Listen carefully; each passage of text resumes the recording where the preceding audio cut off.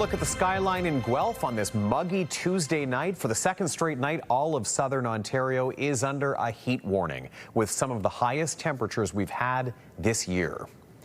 Good evening and thanks for joining us. It is a 1-2 punch tonight, a heat warning and now an air quality warning as well. Intense humidity still gripping southern Ontario, just as wildfire smoke from the northern part of the province inches closer. Today was described as the peak of the heat, but Environment Canada says we can expect humidex values between 38 and 45 tomorrow. Relief is expected tomorrow night, but some areas near Lake Erie and Lake Ontario may be locked into the heat wave until Thursday or Friday. Poor air quality is also expected to become worse tonight and tomorrow because of wildfire smoke that is drifting south from northwestern Ontario, where several communities have been evacuated and highways closed because of fires. Well, a man's been arrested and charged after a vehicle was stolen in Guelph while a young child was in it. An employee of a convenience store tells CTV News a man was acting suspiciously inside the store, exposing himself and attempting to steal things, and then took off in a vehicle that was running in the parking lot. Concerned that he was impaired, the employee took down the license plate and called police when a woman came outside screaming that her vehicle had been stolen and her child was in it. Police tracked the vehicle down about 15 minutes later. The child was still sleeping inside and is safe. It's all hands on deck. You know, and when we hear a call come over the radio that there's been a vehicle stolen with a child inside, everyone is immediately concerned for the safety of the child. It's a very dangerous situation, being with an unknown person. We don't know what their motives or their capabilities are. So certainly when that call came in, every officer, frankly, that was able to respond did, and that includes detectives, some of our detective branches, patrol officers obviously out on the road. Every officer in the city that was available to respond did so. A 29-year-old Guelph man is charged with vehicle theft as well as theft under $5,000 and committing an indecent act. Around 20,000 hogs were killed in a massive barn fire early this morning at a farm in Norfolk County. Crews were called to a farm on Highway 3 just outside of Simcoe at around 6:45 a.m. 40 firefighters from 8 stations responded to the call. The entire barn was engulfed in flames. No other injuries were reported. The cause remains under investigation, but officials say it is not considered to be suspicious. A new vision for a former industrial site in Guelph is taking shape. Tonight, Council heard the latest vision for the redevelopment of the WC Wood site in the Ward neighborhood. CTV's Krista Simpson is here now with more. Krista, there is a vision as well for the entire land surrounding that old factory. Tony, work on this project has been ongoing for a few years now. Councillors looking at the developer's latest concept that was presented to them this evening. WC Wood, once a major employer in Guelph, closed its plant in 2009. This was an industrial site, though, for nearly 100 years. In the future, it could be developed into a site for as many as 875 housing units, including buildings between 3 and 23 stories, as well as townhouses. The historic factory building will be restored, and there are plans for a new park, plus expanded schoolyard space for adjacent Sacred Heart Catholic School. There will also be small-scale commercial use. The developers saying there are a number of challenges to navigate on this particular site. It's a brownfield site that has a railway that runs right through it. It has a private easement on it. It has a historical heritage building on it. It has an elementary school sitting adjacent to it. And most significantly, it is a high-density residential site that exists in a low-rise residential neighborhood. Now, there's no firm timeline when work on the site could start, and the developers noted market conditions are tough right now. But the plan, as it stands, did get the unanimous approval of council, indicating they feel this project is on the right track. Now, separately, Guelph councillors also tonight heard about a proposed plan to create the Ward Heritage Conservation District in the western section of the Ward neighborhood that includes the WC Wood site. Staff emphasizing they're suggesting a framework that would create or guide future growth in the area, but not freeze it in time. That proposal was presented tonight for information only. It is anticipated a revised version will return to council for approval in September. Tony. Here for that's CTV's Krista Simpson reporting tonight. The mayor of Cambridge is urging her council colleagues to let city staff manage development decisions for the part of the city that's affected by the region's water capacity crunch. I am confident in leaving this issue because it's a very serious issue in the hands of staff who are qualified.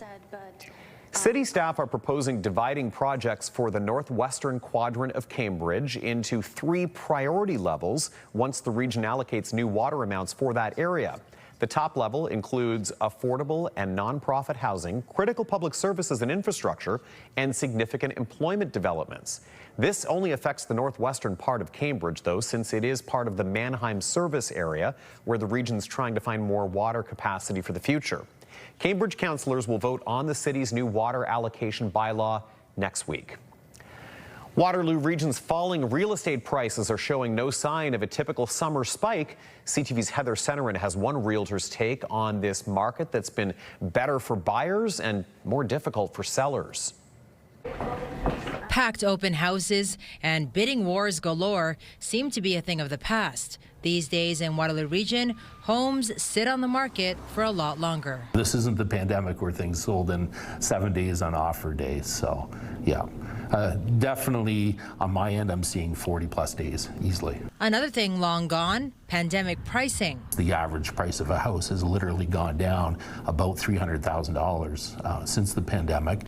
According to the latest Royal LePage data, the aggregate price of a home in the region dipped nearly 3% year over year in the second quarter, sitting at just under $700,000. Definite decrease really across the board, with probably the most prominent decrease in terms of average sale price of condos, which was about 8% year over year.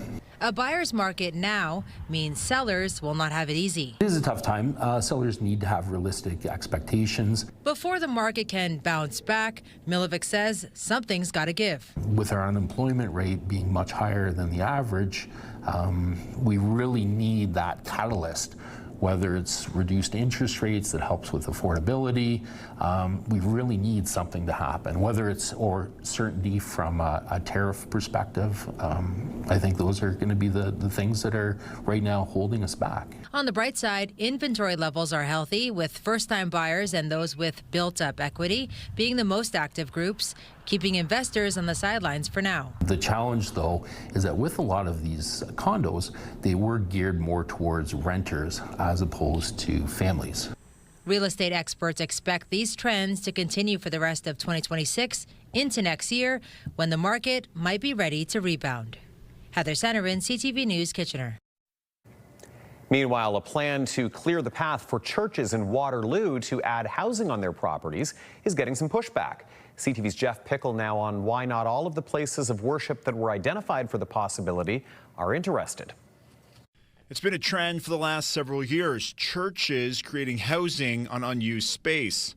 The city of Waterloo put together a program making this easier for others who wish to do the same. What we were looking at is 14 faith-based properties that are 1 acre in size or larger, and could have the ability to undertake additional uses if they wish. 14 properties were identified by the city. Now 2 are saying no thanks.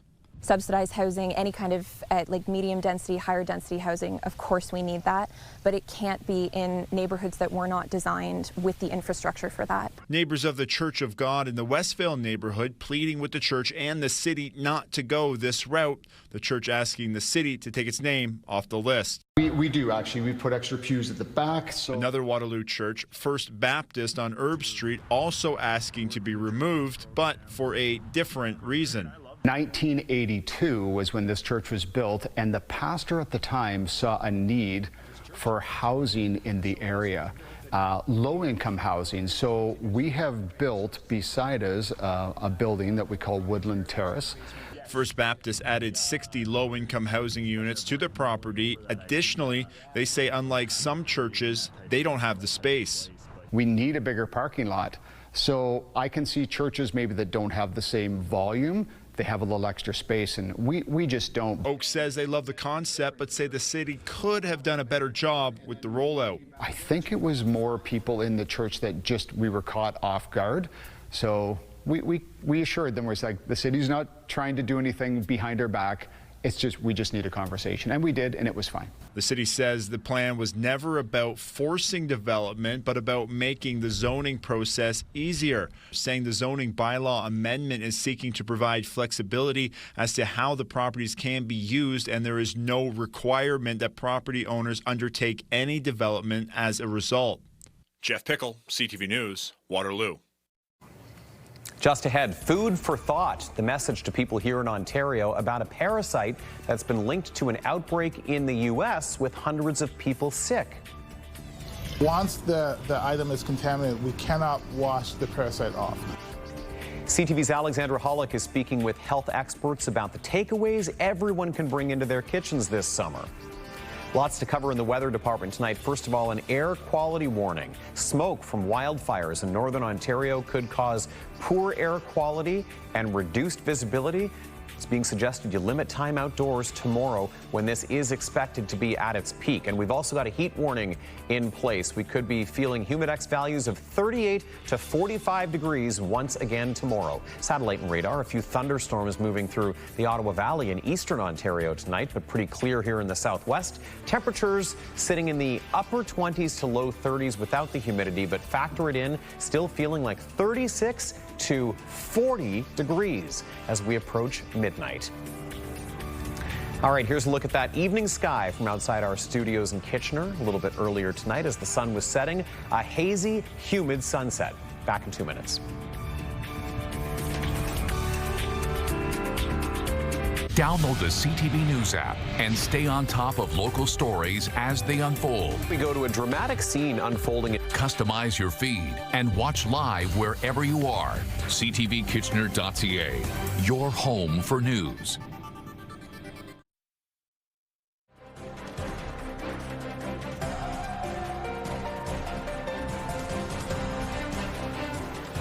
Health officials in Ontario are keeping a close eye on the spread of a nasty bug linked to contaminated food that's turned into an outbreak, making hundreds of people sick in the U.S. CTV's Alexandra Hollick now with the prevention advice that can apply on this side of the border, too. Whether it's a leafy green or summer berries, washing your produce seems like standard procedure. But even a thorough rinse can't compete with a microscopic parasite causing major problems. It's called Cyclospora, and it's spreading rapidly across the United States. It can contaminate water or fresh fruits and vegetables when that human feces becomes in contact with those items, typically through contaminated irrigation water. The bug is usually found in subtropical regions like South America, Asia, the Caribbean, and Africa.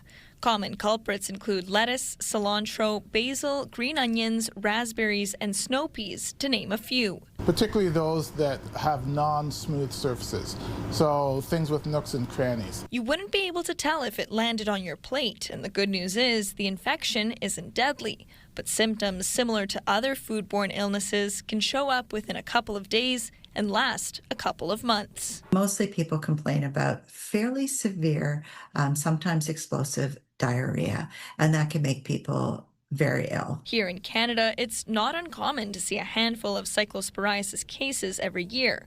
While health officials are closely monitoring the situation north and south of the border, they're also urging travelers to stay safe. If you're going into the U.S. right now, to avoid uncooked fruit and vegetables. Choose instead fresh fruits that have smooth surfaces, things like grapes, or perhaps rinds that could be peeled. With the outbreak happening in the U.S. and still no root cause, health officials here say this could be another reason to buy locally grown fruits and vegetables to prevent the chance of picking up that parasite from imported produce. Alexandra Hollick, CTV News, Kitchener. The Ford government is racking up a considerable tab to keep American alcohol off store shelves in Ontario. It's cost the Ford government $8 million so far to store U.S. spirits, wine, cider, and beer. The products were pulled off the shelves in the LCBO and other retailers in March 2025 in response to President Trump's tariffs. U.S. booze sales in Ontario previously totaled $965 million a year. The province says U.S. alcohol will remain unavailable until the tariffs are removed. While Ontario's tourism minister is facing scrutiny tonight over his housing expenses. Public records reveal taxpayers have been footing the bill for thousands of dollars in hotel stays for Stan Cho. CTV's Siobhan Morris has more now on the growing push for accountability. Stan Cho has been called one of the rising stars of the provincial government. But now there are questions about the Minister of Tourism, Culture and Gaming's expenses. The minister got caught with his hands in the cookie jar. Since 2023, taxpayers have covered more than $16,000 worth of Toronto hotel stays filed by Cho. The thing is, his home is just 6 kilometers from the Ontario legislature. MPPs who live within 50 kilometers of Queen's Park aren't eligible to have the public pick up the tab for a hotel unless there's an emergency like a snowstorm. Now, I'd like to know why Doug Ford's ministers think it is acceptable to live the sweet life on the taxpayer dime while Ontarians every day right now are struggling just to afford the basics. Cho's office said they couldn't accommodate an interview, but the minister shared a statement writing, "While these expenses meet the criteria for special circumstances, I will be personally reimbursing the legislature for the entire amount of the expenses incurred." The minister hasn't explained the reason for these hotel stays or why they were initially billed to taxpayers. That's leaving opposition leaders to come up with their own theories. Because he felt entitled to them, right? Entitled to them, just like his boss felt entitled to the luxury private jet, right? And the MO with this government is, let's see what we can get away with. The Ford government called Deb Hutton for a refresher on conflict of interest after the Greenbelt scandal. Now she says the Premier needs to make sure his MPPs understand what's acceptable to expense, something she thinks has slipped. We're past the point where just adhering to what the actual policy is really smart. You need to actually respect tax dollars, and I think in this case, Stan Cho didn't. Siobhan Morris, CTV News. Later on CTV News, paying the price at the pumps for a rattled global energy market. Renewed hostilities between the U.S. and Iran once again shaking down to a jump at the pumps here at home. Get your fans ready. We're in for another hot night overnight. It's going to be a steamy one. Make sure to keep some water handy as well. I'll have details on when we're going to see a break from this heat coming up with your full forecast. Stay with us. When you see it happen, send it to CTV News. Text 10400. From your screen to ours. Text 10400.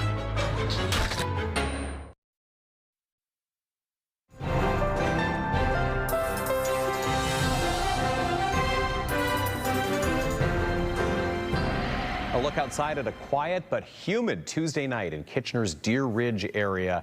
This evening, it's been very, very humid. The heat warning continues, and now we also have an air quality warning in place as we begin to see wildfire smoke from northwestern Ontario drifting closer to our part of the province. It could be a factor tomorrow during the day. Current temperature 28 degrees outside our studios. Here's Ashley with our long-range forecast.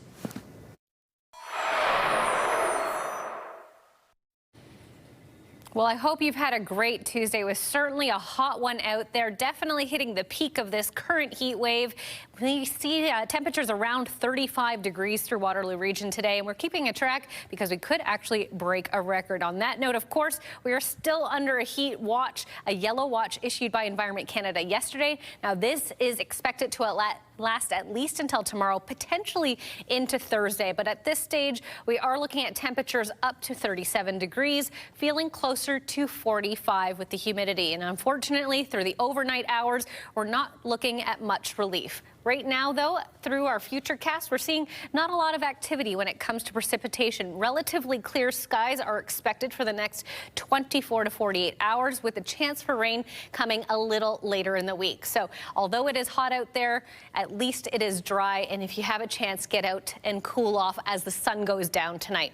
Unfortunately, though, we're only expected to dip down to 23, so it's not much of a relief outside. You're definitely going to need a fan close by tonight to try and get some sleep, because it's going to be tough. Tomorrow, 31 is the expected daytime high, feeling closer to 39 with the humidity. It will be accompanied with a light northwesterly wind of 20 kilometers an hour, so at least there is a bit of a breeze out there. I was outside earlier today, and that breeze definitely was helpful. As I mentioned, we're keeping an eye on the records because the record was set in 1936 at 35.6. So we are right around that range today, and we can absolutely break it. So going to keep an eye on that and update you all as we get more information from Environment Canada. And as we take a closer look at our 7-day forecast, things start to cool off after tomorrow. We are looking at an overnight Wednesday into Thursday at 16 degrees, so much more seasonal for this time of year. And then temperatures around the mid to high 20s to round out the work week. And as we look at Lambton, Kent, Essex, you may see a risk of an afternoon thunderstorm tomorrow, a high of 34, 32 and sunny for Thursday, 31 with a slight chance for showers on Friday. So things remaining quite warm around the Windsor area, at least for the remainder of this week. And lastly, in southern Georgian Bay, 30 for your Wednesday, sunny, and 26 for Thursday and Friday, with a chance for showers on Saturday and 25. So Tony, the heat is still here for a few more days, so make sure you have some water to help. Hydration, hydration, hydration. It is key in temperatures like this. Ash, thank you so much for that. Appreciate it. Current temperature outside our studios in Kitchener right now, 28 degrees, but feels like 37 with the humidity. We'll be back in 2 minutes.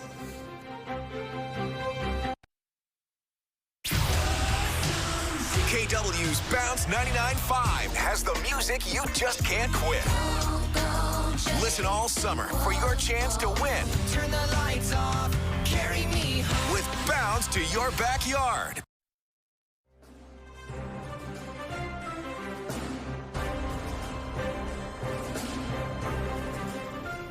Finally for us tonight, another big spike in gas prices expected to kick in this hour. Hostilities in the Middle East once again rocking global energy markets. And as CTV's Colton Weens tells us, tonight's increase not expected to be the last one in the coming days. If you're not filling up today, then you're going to be very disappointed because the prices are likely to hold at least until Thursday. Canadians for Affordable Energy President Dan McTeague is predicting gas prices in the region of Waterloo will go up 8 cents overnight and diesel up by 12 cents. Regular gas expected to hit $1.72 by Wednesday and $2.06 for diesel. Now, Thursday could have been a 4-cent increase. It looks like we're only getting a 1-cent increase, a bit of a reprieve, and that's because Trump had suggested a 20% toll on all cargo. He's since back down on that. McTeague says as the conflict in the Strait of Hormuz continues, shrinking emergency oil supplies will keep prices at the pump high. The world is continuously creeping towards a shortage in supply, not just of oil, but we're now starting to see it in gasoline and diesel. The Strait of Hormuz is one of the world's most important oil shipping routes. McTeague says as other areas of oil supply see unrest, critical emergency supplies are running out. The U.S. Strategic Petroleum Reserve can't go below 300 million barrels. It's at 316 right now, maybe even 315 today. It means that the world no longer has the buffer. And as long as it doesn't have that buffer, it's only a matter of time before markets really wake up and recognize we have a serious energy crisis. McTeague says prices will start to reflect that, predicting major impacts in the next 2 weeks. End of July, first week of August. It means the world is quickly running out of oil, available oil to meet demand. So it's pretty clear to me that you can only ignore economic fundamentals for so long. And the complacency by Wall Street may be one thing, but the reality is about to hit everybody pretty darn hard. And I think, unfortunately, the 8-cent increase we're going to get overnight is only a small taste of what's to come in the next couple of weeks. And while prices are expected to go up again, there is one recommendation McTagg always has for consumers looking to save a buck, and that's to fill up at the gas pump after 6 at night, as that's when prices tend to be their lowest at the pump. Colton Ween, CTV News, Kitchener. And certainly is a pattern we have seen. Colton, thank you for that. All right, that's our time. Thanks for checking in with us on this Tuesday, July the 14th. News anytime at ctvnewskitchener.ca. I'll see you back here tomorrow. Good night.